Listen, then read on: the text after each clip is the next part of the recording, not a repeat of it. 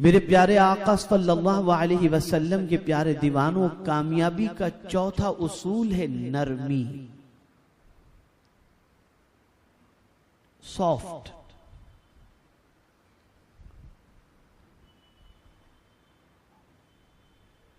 ये बात याद रखें कि नरमी में जो फायदा है वो सख्ती में अल्लाह ने नहीं रखा। बाज जगहों पर सख्ती की इजाजत जरूर है, जो हुदूद इलाही का मसला हो, हुदूद शरीयत का मामला हो, तो वहां पर सख्ती की इजाजत है, लेकिन वो सख्ती भी तामीर के लिए होती है और उसमें अल्लाह अज़्ज़ व जल्ल की इजाजत होती है। जहां तक अपनी जात का मामला हो, उसके अंदर अल्लाह अज़्ज़ व जल और उसके प्यारे हबीब सल्लल्लाहु अलैहि वसल्लम ने नरमी की तालीम अता फरमाई है। और जो जितना बड़ा हो उसके लिए उतनी ही ज्यादा नरमी दरकार होती है। अब मैं आपको कुरान मुकद्दस की रोशनी में समझाऊं। पहला सवाल तो आपसे मैं ये करना चाहूंगा कि सबसे बड़ा कौन है? जवाब दें, जोर से कहें। कौन है सबसे बड़ा? अल्लाह। सबसे बड़ा अल्लाह। वो कुदरत वाला है, वो ताकत वाला है, वो कहार भी है, वो जब्बार भी है। अब उसकी शान कुरान मुकद्दस के अंदर मुख्तलिफ तरीके से बयान की गई और उसी शान के अंदर एक शान कुरान मुकद्दस में बयान की गई, अल्लाहु लतीफुम बिइबादिही यर्ज़ुक़ु मन यशा व हुवल क़वियुल अज़ीज़।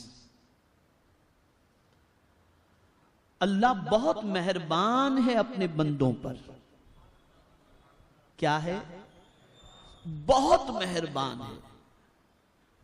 अल्लाह लतीफ, लतीफुम बिइबादी। अल्लाह बहुत मेहरबान है अपने बंदों पर, रिज्क देता है जिसको चाहता है। यर्ज़ुक़ु मन यशा, जिसको चाहता है रिज्क देता है, और वही कवी और जबरदस्त है।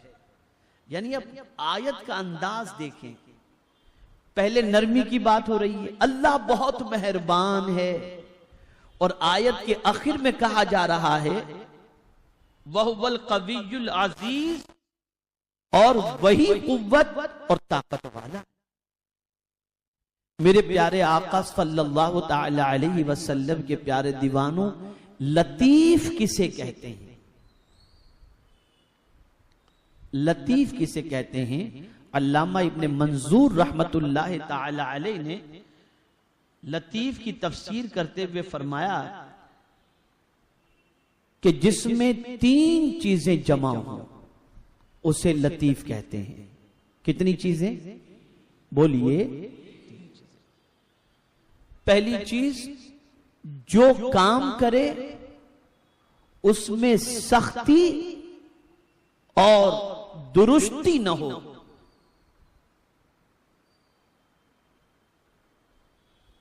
सख्ती न हो उसके अंदर, पहली चीज। तो अब आप देखिए, अल्लाह अज़्ज़ व जल्ल पालने वाला है ना। कौन पालता है हमको? बोलिए, कौन पालता है? तो जब पालने का तस्करा उसका आता है तो कुर्बान जाइए, सूरह फातिहा की इब्तिदाई आयात में अल्लाह ने फरमाया अल्हम्दुलिल्लाहि रब्बिल आलमीन। उसके बाद बोलिए, क्या फरमाया? अर्रहमानिर रहीम। जिसे पालना है उसके लिए मेहरबानी जरूरी है। पालने वाला बगैर मेहरबानी के पाल ही नहीं सकता। मां भी अपने बच्चे को पालती है, डंडे लेकर दूध नहीं पिलाती, गोद में सीने से लगा करके दूध पिलाती है। पालना है ना। तो सख्ती नहीं है उधर।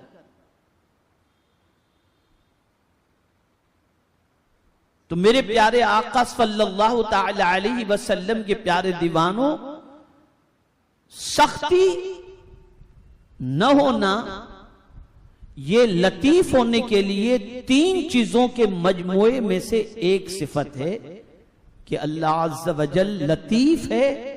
तो इस एतबार से लतीफ भी है कि परवरदिगार जल्ल जलालहू अपने बंदों की परवरिश नरमी से फरमाता है, अपने बंदों पर मेहरबान है, सख्ती नहीं फरमाता।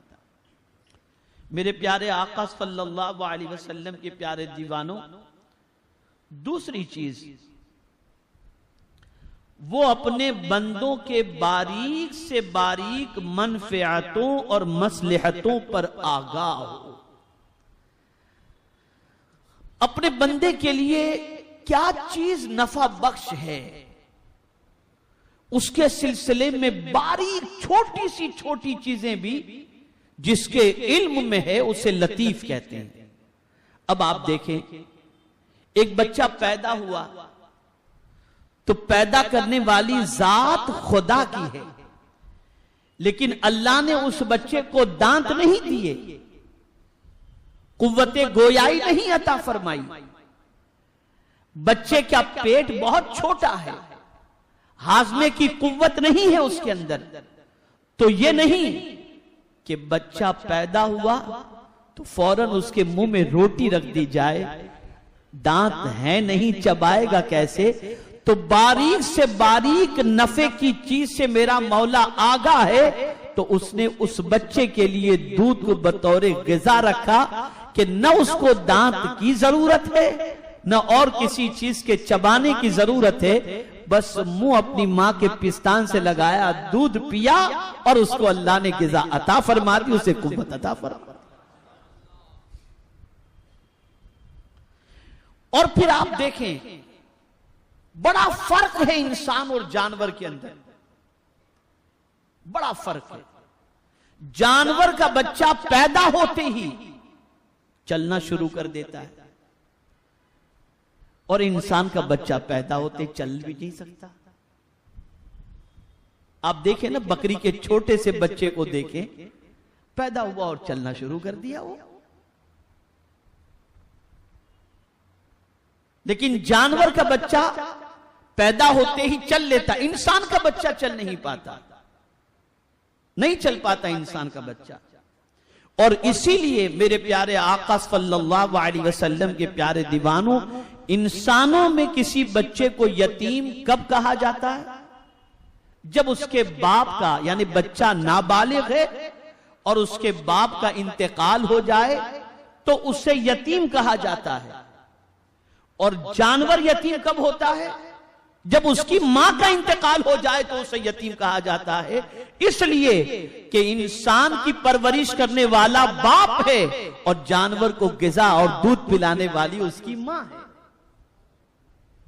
जानवर का कोई नर जो है वो कमाने थोड़ी जाता है, कमाने नहीं जाता। जानवर का बच्चा पैदा हुआ, मां का इंतकाल हुआ, वही बच्चा घास खा करके जिंदगी गुजार रहा। बाप कहीं से घास लाकर या नर बकरा लाकर के जमा करके घास थोड़ी रखता है कि ले मेरे बच्चे तू अब घास खा ले, नहीं। तो जानवर का बच्चा यतीम कब होता है? जब मां का इंतकाल हो जाए। और इंसान यतीम कब होता है? बच्चा यतीम कब होता है? जब बाप का इंतकाल हो जाए। तो मेरा करीम अपनी शान करीमी के एतबार से अपने बंदों के बारीक से बारीक नफा को और अपने बंदों की बारीक से बारीक मसलहतों को जानता है और उसी एतबार से परवरदिगार अपने बंदों की परवरिश फरमाता है। लतीफ के लिए तीसरी चीज जो बताई गई वो ये है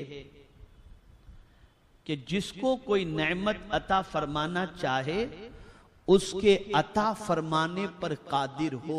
मेरा मौला अपने बंदे को जो देना चाहे वो कादिर मुतलक है, जब चाहे जैसे चाहे जो चाहे अपने बंदे को अता फरमा दे। तो ये अल्लाह की शान लतीफी है। तो परवरदिगार मेहरबान है। अब मैं आपको कुरान की रोशनी में मजीद समझाऊंगा तो आप महसूस करेंगे कि नरमी अल्लाह को कितनी पसंद है। और ये वस्फ अल्लाह अज़्ज़ व जल्ल ने अपने बंदों को किस तरीके से इख्तियार करने का हुक्म भी दिया। कुरान कहता है वो अहसिन कमा अहसन अल्लाहु इलैक, और एहसान करो जिस तरीके से अल्लाह ने तुम पर एहसान किया। लोगों पर एहसान करो जिस तरीके से अल्लाह अज़्ज़ व जल्ल ने तुम पर एहसान फरमाया।